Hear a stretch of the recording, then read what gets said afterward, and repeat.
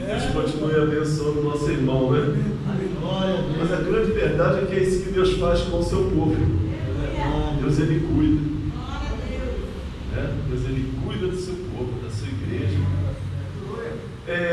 Queria convidar os irmãos a abrir a palavra do Senhor no Evangelho segundo escreveu Marcos, no capítulo 5, do versículo 25. Já é muito conhecido nosso, né? É a cura da mulher com fluxo de sangue. Os irmãos acharam? Então vamos ler então.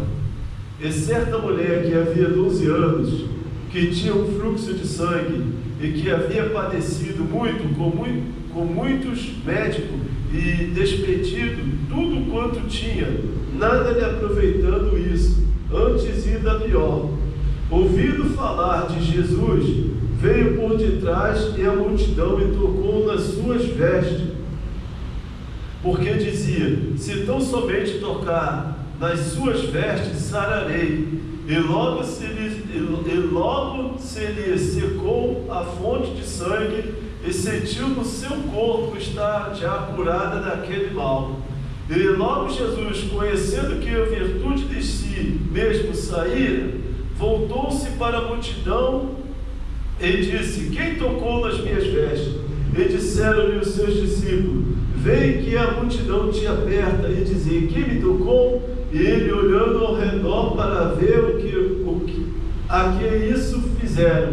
Então a mulher, que sabia o que lhe tinha acontecido, temendo e tremendo, aproximou-se e prostrou-se diante dele e disse-lhe toda a verdade. E ele disse-lhe: filha, a tua fé te salvou, vai em paz e a cura e ser curada deste teu mal. Amém? Os irmãos podem se sentar. Louvado seja o nome do Senhor. O Evangelho de Jesus Cristo, segundo escreveu Marcos, ele é um livro sinótico.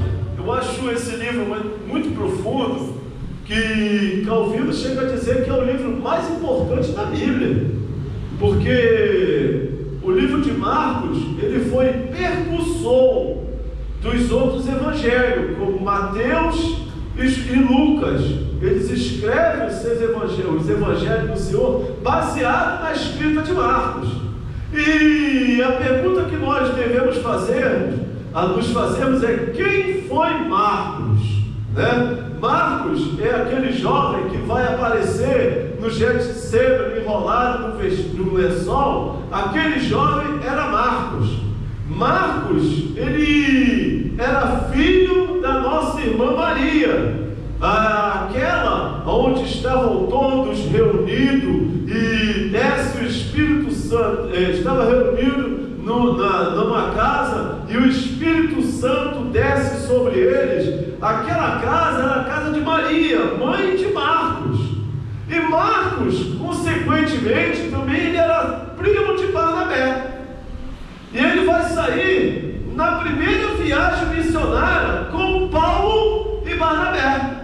Sendo que no decorrer dessa viagem, alguns historiadores vão dizer que Marcos ele resolve voltar pelo fato de Marcos ter sido, ainda era muito jovem, e de repente se depara com a realidade do mundo, É como você pegasse uma pessoa que sempre viveu dentro de uma casa tranquila, de um bairro tranquilo, numa cidade tranquila, e de repente joga ele lá no meio da Lapa à noite. Meu Deus do céu, ele vai ficar louco, vai ficar aterrorizado com aquele lugar, porque nós sabemos bem o lugar daquele como é que é. Então alguns historiadores vão dizer que esse foi o fato de Marcos ele ter voltado para Jerusalém e não ter ido com Paulo e Barnabé na primeira viagem missionária. Aliás, foi e voltou.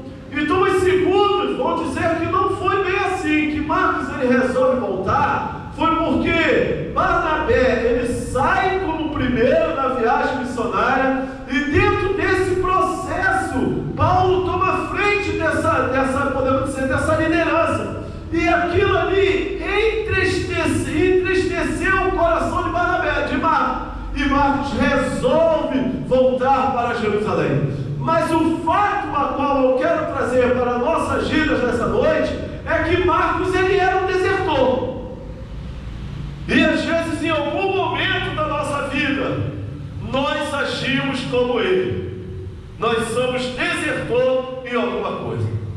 Às vezes nós resolvemos, tem alguns que resolvem abandonar a Cristo e deixa Jesus, deixa o caminho do Senhor. Alguns que às vezes têm uma responsabilidade que Deus coloca na mão dele e ele larga. Então, em algum momento da nossa vida, a gente pode abandonar alguma coisa que Deus tem colocado na nossa responsabilidade. Mas eu quero dizer para você nessa noite, assim como Deus não desistiu de Marcos e completou a obra que Deus tinha na vida dele, Deus também fará em nossas vidas. Aleluia! Porque Deus, ele não erra nas suas escolhas. A escolha de Deus é perfeita. Deus, ele não tem um plano B, ele só tem um plano, é o plano A. E se Deus tem um plano na sua vida, na minha vida, na nossa vida, Deus, ele vai concluir esse plano, porque Deus, ele é fiel nas suas escolhas. Glória a Deus. Mas lá no capítulo 1, a gente vai ver que Marcos, ele vai começar esse livro dizendo, como disse Isaías, como disse o profeta Isaías, no versículo 2, como está escrito no profeta Isaías: eis que envio o meu mensageiro à tua face, a qual prepararás o teu caminho diante de ti. Sendo que essa fala, essa escrita, na verdade não está em Isaías, ele está querendo dizer Malaquias. E a pergunta que nós devemos fazer é que Marcos, ele errou na sua escrita, ele não conhecia a palavra de Deus? Não é bem assim. Então o que houve para Marcos retratar Isaías, mas falar de Malaquias? É que ele queria trazer a atenção para quem ele ia falar, que é sobre Jesus Cristo, e que é nessa noite, eu quero a sua atenção para falar desse que vive, que reina e que está voltando, que é Jesus Cristo, o nosso Salvador. Alderrece, alamanderrai, oh, bendito é o Senhor. Que às vezes a gente está dentro da casa de Deus, às vezes a gente está na escola dominical, às vezes a gente está no culto, Deus está operando, mas a gente está disperso do que Jesus está fazendo. E a gente vê isso no Monte da Transfiguração. Ali no Monte da Transfiguração existiam 3 características da igreja. Primeiro, a igreja que ficou representada pelos nobres. Estavam discutindo com o inimigo da obra sobre a obra de Deus e não puderam expulsar o demônio que estava naquele jovem. E às vezes a gente ficamos tão preocupados com as coisas dessa vida, discutindo com quem não é para nós discutirmos, e esquecemos da obra que Deus tem para realizar em nossa vida através de nós. Estamos dispersos, esquecemos do projeto de Deus em nossa vida. E o segundo tipo de igreja, aquela representada por Pedro, Tiago e João, no lugar certo, que a pessoa certa, mas despropício de visão espiritual, de discernimento espiritual. Jesus ali chegou, Pedro chega até a dizer: façamos uma tenda para ti. Falamos isso na escola dominical. Vai parelhar Jesus com os outros, como se Jesus fosse igual a Elias e a Moisés. Mas eu acho interessante a postura de Cristo, a postura de Cristo, que é a tipologia da igreja fiel. Ou seja, naquele momento ele poderia querer jogar a roupa para o lado: agora eu vou brigar, vocês estão me desqualificando. Mas a postura dele foi uma postura de homem de Deus, de servo de Deus, de igreja de Deus. E quando nós entendemos que nós somos igreja de Cristo, povo de Deus, nação eleita de Deus, quem vai justificar a sua causa não é os seus atos, mas é o próprio Deus que vai advogar a condição do seu povo e da sua igreja. Então Jesus era tipologia da igreja fiel. Mas o que nós lemos aqui, nós vamos perceber que até mesmo antes de Jesus curar essa mulher, alguns acontecimentos vão acontecer anterior. Nós vamos observar que o Santo Jesus, ele estava indo na casa de Jairo, mas antes de Jesus ir até a casa de Jairo, antes de Jesus ir naquele lugar, Jesus ele vai em Gadá. Ele vai na cidade de Gadá porque Jesus tinha um propósito.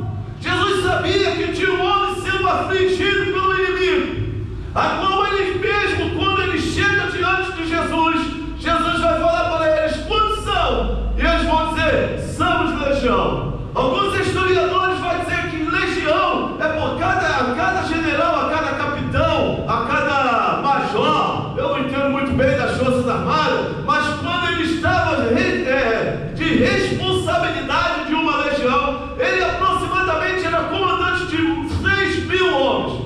Então alguns historiadores vão dizer que cerca de 6.000 demônios estavam naquele homem, e aquele homem, ele não era controlado, ele não conseguia se controlar, ninguém conseguia controlar, amarrava ele, acorrentava, se jogava, e ele se libertava, até que ele tem um encontro com Cristo. E quando Cristo se encontra com o homem, alguma coisa extraordinária vai acontecer. E aquele homem, Jesus, liberta aquele homem. Mas antes de Jesus libertar aquele homem, o inimigo que estava naquele homem vai olhar para o Senhor e falar para o Senhor: Senhor, permita-nos que nós entremos naquele porto. E a pergunta é, que nós devemos nos fazer: por qual razão? Por qual objetivo? Jesus ele vai permitir que o inimigo ele entre naqueles porcos. E a conclusão que eu entendo é que Jesus ele vai permitir que aqueles porcos, aqueles demônios entrem nos porcos por dois motivos. O primeiro motivo é para nos mostrar que o inimigo ele existe. Porque a gente vive em uma área, numa época que as pessoas já dizem que o inimigo ele não existe, que o inferno não existe, que é o inferno de Dante, e que o inferno é o estado que a pessoa se encontra, é a condição que ele se encontra, sendo que ali Jesus vai mostrar que a situação que o inimigo das nossas almas, ele verdadeiramente existe, e ele não brinca, ele vem para destruir. Mas até então, ele pede para entrar naqueles porcos, e Jesus também deixa, com mais um motivo, para mostrar que as pessoas, elas são os mais importantes para nós, porque aquelas pessoas que repreenderam o inimigo, que perderam os porcos, eles não estavam preocupados com a libertação daquele homem, eles estavam preocupados com os porcos, e Deus está nos dando ele está nos dando uma condição, ele está nos mostrando que nós devemos valorizar mais as pessoas do que os objetos e do que as posses que os homens podem ter. E nós percebemos que nós vivemos numa época em que as pessoas estão valorizando mais o ter do que propriamente o ser. As pessoas valorizam mais as coisas do que o seu ser humano, do que o teu próximo. Essa semana, assim como o presbítero Xavier teve essa experiência, eu também tive uma, foi ontem.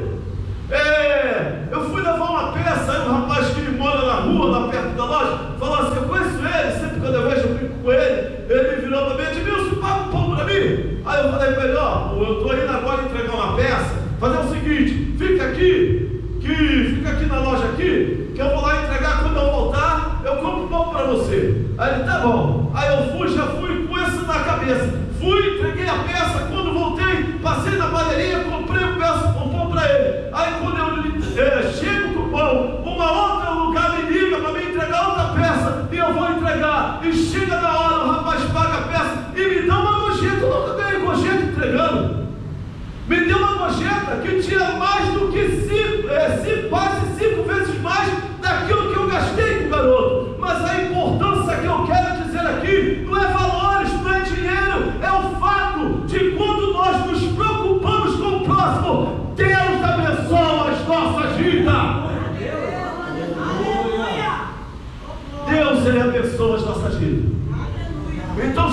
estava mostrando ali, olha, vocês estão se preocupando com os porcos, esqueceram a vida do rapaz.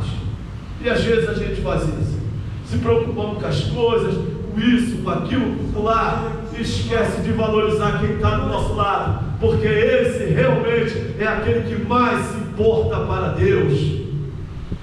E Jesus também, segundo, Jesus ele vai permitir que o inimigo das nossas almas, ele entra naqueles homens, naqueles porcos, para nos mostrar que o inimigo existe, ele é real, ele é fato, mas que Deus é quem tem o domínio sobre eles, porque foi a palavra de Deus que disse, pode ir, e eles foram, porque se Deus não permitir, nada vai acontecer contra nós.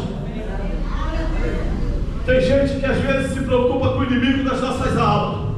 Ah, porque tem inimigo aqui, tem inimigo acolá. Irmão, nós não devemos nos preocupar com o inimigo das nossas almas. Nós devemos nos preocupar com a ausência de Deus em nossa vida. Se realmente Deus está na tua vida, se realmente Deus é contigo, porque se Deus está na tua vida, se Deus é contigo, ainda que se levante todo o inferno, não vai prevalecer, porque o Senhor é o seu braço forte. Desce, oh Jesus bendito, aleluia.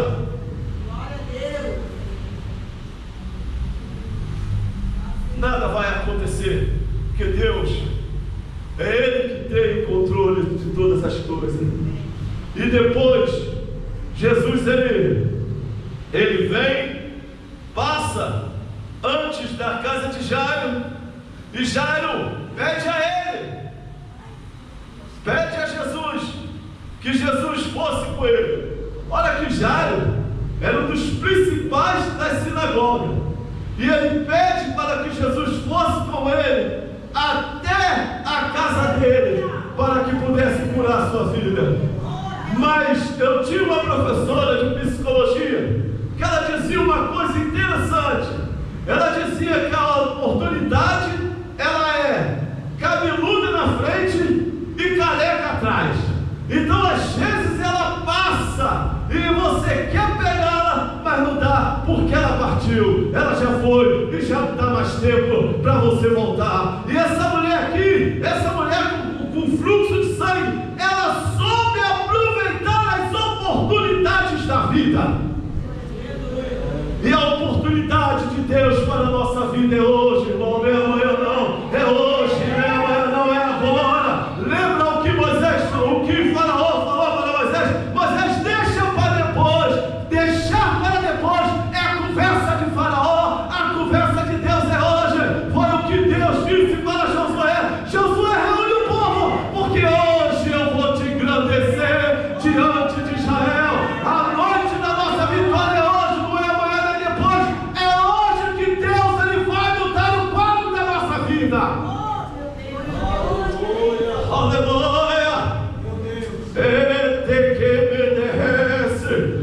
Aleluia. Olha, irmãos, era agora que eu ia entrar na mensagem, ó. Já faltam 9 minutos. Me desculpe se eu não conseguir pregar. Eu não vou conseguir, mas acredito que Deus ele está falando aos nossos corações, né? Então, vamos lá. Então, nós vamos observar nesse texto que essa mulher com fluxo de sangue, ela tinha 4 tipos de dores. Olha só que coisa interessante. Essa mulher ela tinha 4 tipos de dores. A primeira dor que essa mulher tinha era dor física. Olha, eu sei bem o que é isso, porque ultimamente, misericórdia, essa noite eu acordei com uma dor. Falei: Senhor, tem misericórdia. E alguns dias lá também eu não estou conseguindo dormir bem por causa dessa dor, mas eu creio que Deus ele vai me dar vitória. Já até me deu, porque em vista do que as dores que eu sentia já está muito melhor, e eu já estou conseguindo dormir mais. Então eu imagino como é que era a dor dessa mulher, porque a dor dessa mulher não era uma dor momentânea, não era uma dor que de repente você toma o remédio e ela passa. Essa mulher ela sentia essa dor 12 anos. Irmão, pensa comigo.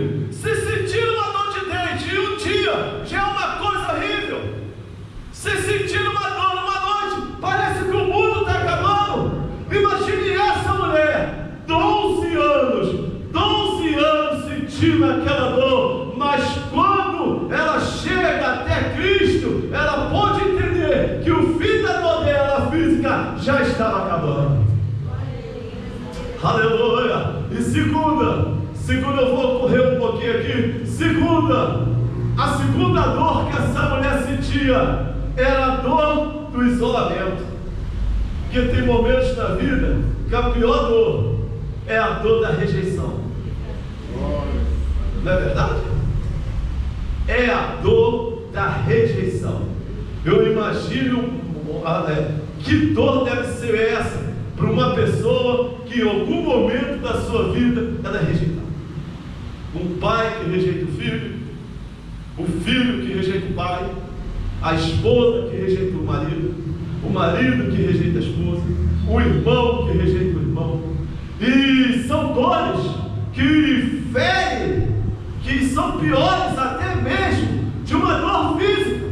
E essa mulher, ela tinha esse acompanhamento de dor, porque ela tinha sido colocada em um lugar de isolamento, e ela jamais poderia voltar novamente para a sociedade. Então ela carregava essa dor também. A terceira dor que essa mulher vai ter também é a dor financeira. Ou seja, a fonte de renda dela acabou tudo. Já não tem mais dinheiro, já não tem mais recurso. Agora, além dela estar com a sua enfermidade física, a sua enfermidade emocional, a sua enfermidade da impureza, do isolamento, ela agora também tem a sua dor financeira, porque acabou o recurso, acabou a maneira, a sua esperança, ela se foi com todo o seu recurso. Mas ainda tinha também a dor emocional.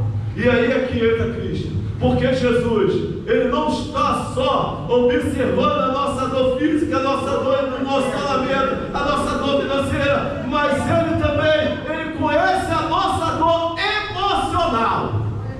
E agora eu trago um parecer, meus irmãos, que está lá em Jeremias, no capítulo 8, se eu não me engano, no versículo 22, que Jeremias, cheio do Espírito Santo, tendo uma visão profética de Deus, ele vai olhar para o futuro, ele vai olhar para a condição do povo, ele vai olhar para a sua condição, e ele vai apresentar a Cristo como um bálsamo. E a pergunta é: o que seria esse bálsamo que Jeremias está caracterizando Cristo com ele? Bálsamo é um tipo de flor, de remédio, que trata a inflamação. Olha só que coisa linda. Ou seja, bálsamo é um tipo de remédio que também é usado para cuidar de ferida. O que Jeremias está aqui apresentando para nós, apresentando para o povo? Se a sua doença for física, se a sua doença for financeira, se a sua doença for emocional, se a sua doença for de isolamento, eu quero dizer para você nessa noite: Jesus é o bálsamo da nossa vida. Ele é aquele que tem o poder para fechar as cicatrizes da vida. Aleluia! Aleluia! Talvez você não vai achar, talvez não, com certeza, meu irmão, você não vai achar isso em lugar nenhum. Talvez você pode estar com esse problema na sua alma, na sua família, ou até mesmo na sua situação financeira, mas eu quero dizer para você que você veio no lugar certo. Deus, Ele é o remédio para a nossa vida, para a nossa situação, a nossa condição. Nós podemos estar passando por esse processo difícil, mas os processos deles são pedagógicos, os processos deles são momentâneos, os processos não é a história da sua vida, a história da nossa vida, que Cristo nos chamou, que Cristo tem para nós é outra, é uma história de sucesso, de vitória, porque Ele é o bálsamo da nossa vida. Aleluia! E que nós nessa noite podemos usufruir desse bálsamo que é Cristo, porque Ele com certeza